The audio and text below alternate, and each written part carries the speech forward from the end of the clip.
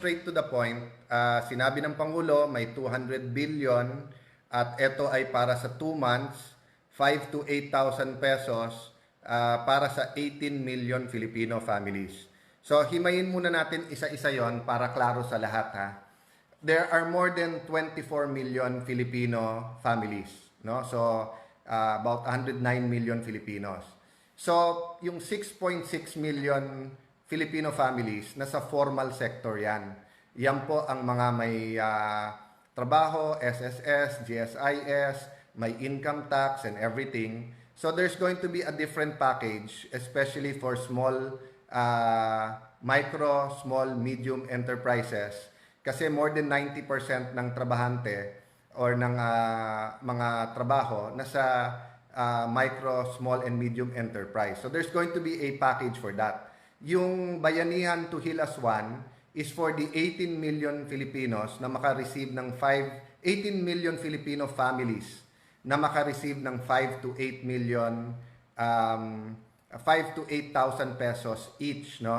Then secondly, the law was also there to provide for yung mga medical needs, yung mga PPEs, personal protection equipment, protective equipment, at iba pang pangangailangan ng DOH at saka ng mga private hospitals, no? So I'll touch on that later. But siguro what I did is I looked at yung mga comments dun sa Facebook nung nagsasalita si ating Pangulo. And basically naman, di ba, yung suporta ng ating kababayan, kahit hirap na yung iba, nandiyan pa rin. Pero ang tanong talaga, paano nila makukuha at kailan nila makukuha? Okay. So, ayan po, si Steve Cayetano, hindi ko alam kung magano ko, kailan makukuha, no? Eksakto, tinanong niya.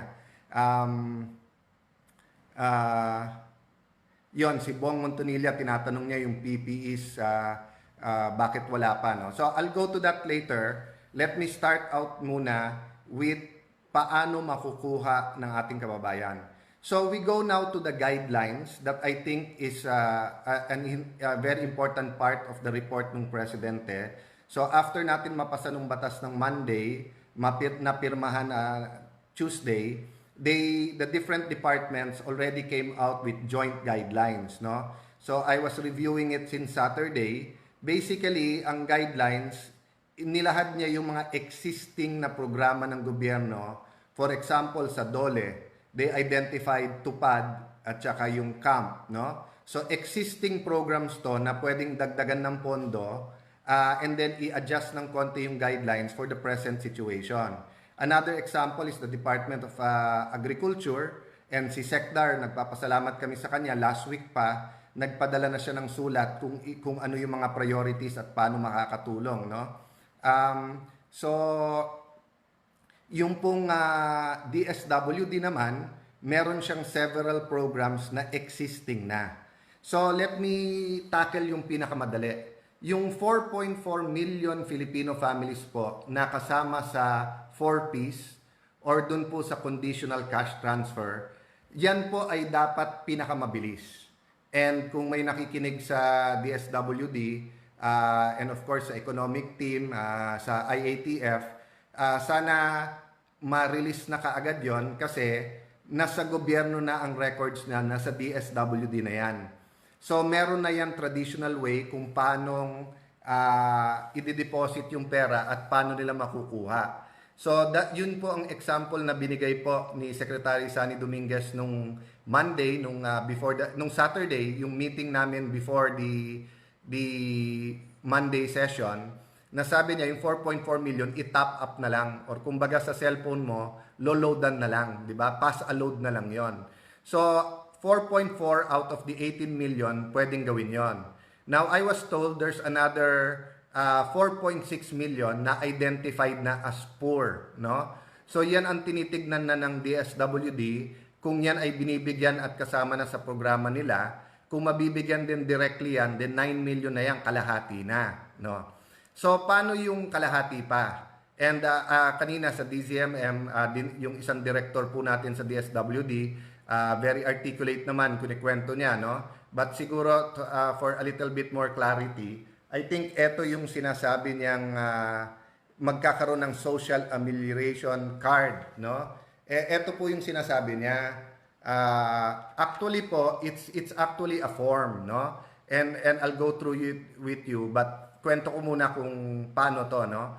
So basically itong form na to, okay, na iba-ibang ahensya ang nandyan, no? DILG, um, so tignan ko sandali, ayan. Ayan po so kung makikita nyo po, DSWD, DTI, DA, Presidential Communications ata yan, tapos DBM, no? And then DLG. So yung form po na yan, makikita nyo po yung name, yung head of the family po ang papipirmahan yan. But kung titignan nyo po, no? Ayan po, no? So we start with the name. So yung head ng family. But makikita nyo po, meron nakalagay dyan na check-in nila. Are you member of the Unconditional Cash Transfer Program or the 4-piece program?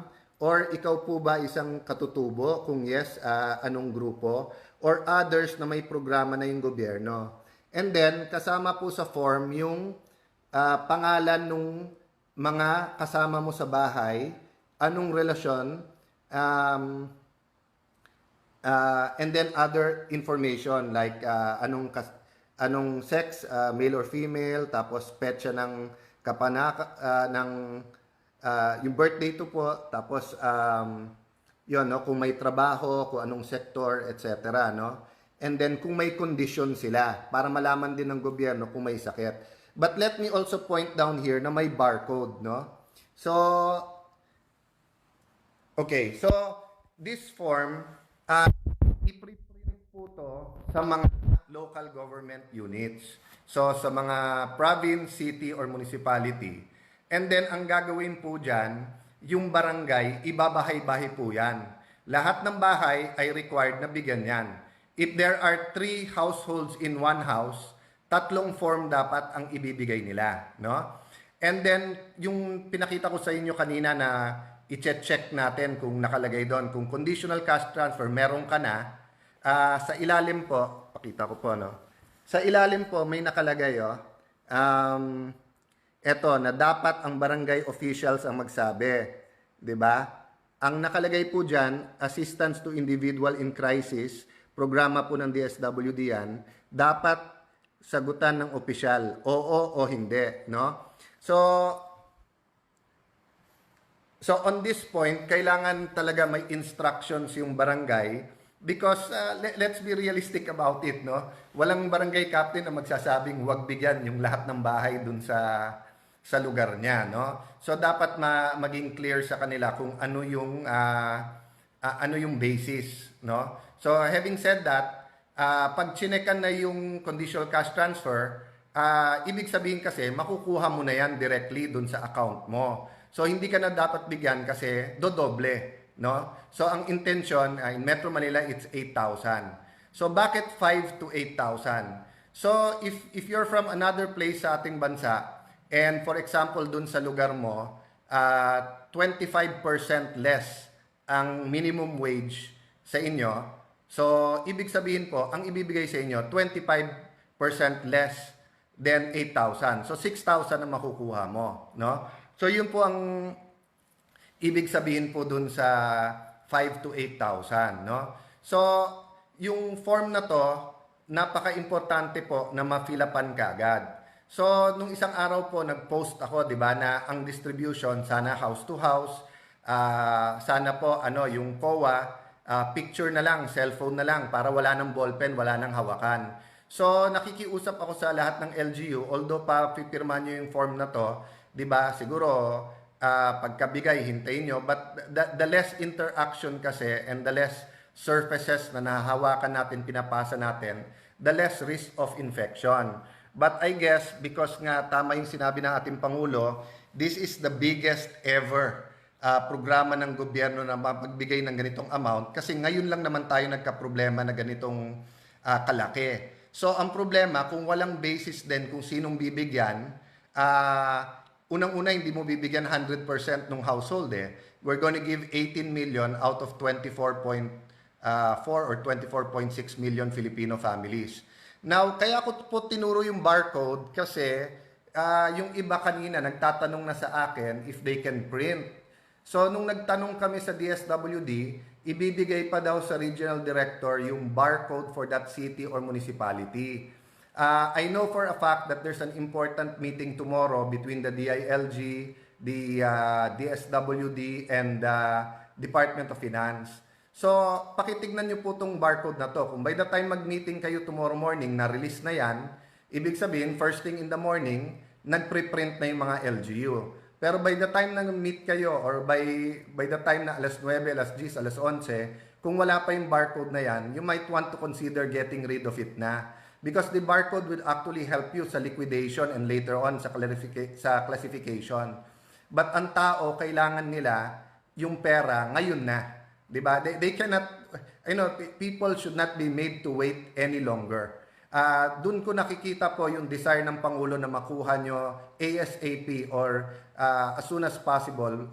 Doon sa pagbibigay niya ng power. Sinabi niya kanina, ine-empower niya na lahat ng departamento. So kung guidelines lang po ito, nasa atin na po yan. Pati COA naman po, ang alam ko po, ang COA is being very sensitive ngayon at coordinated din naman. No? So what's going to happen? What's going to happen is that merong memorandum of agreement na ibibigay ang DSWD sa lahat ng LGU, and as soon as the mayor or governor signs it, no, they should download a certain amount depende kung anong household.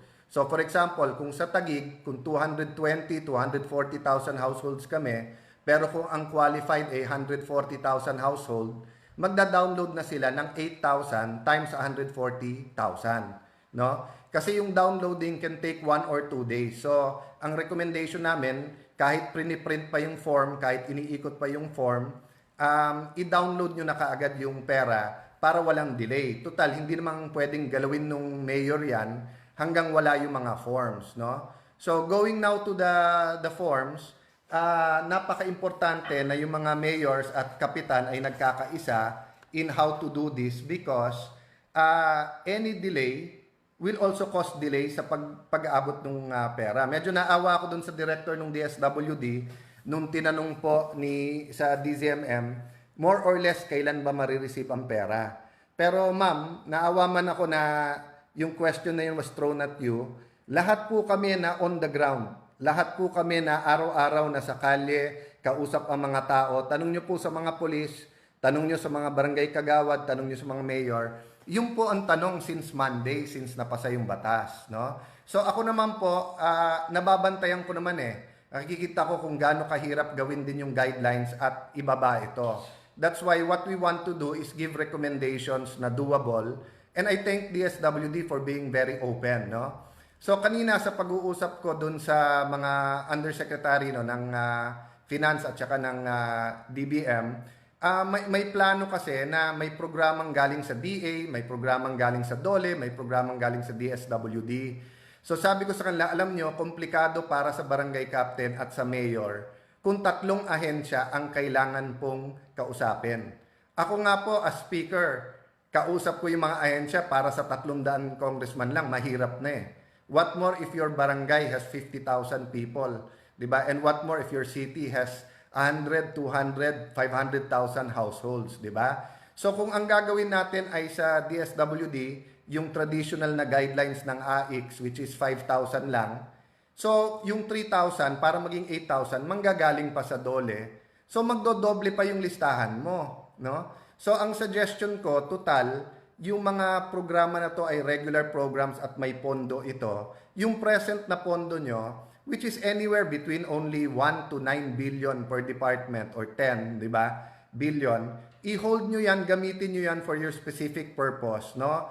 I'll explain that a little bit later. But yung 200 billion, ang tignan natin kung paano natin i-distribute in the fastest way and in the most efficient way, no? So, meaning for example, no, if DSWD has 9 billion para sa AIX, yan po ay para sa mga nagkasakit, yan po yung sa mga individual na may crisis, 'di ba, namatayan, etc.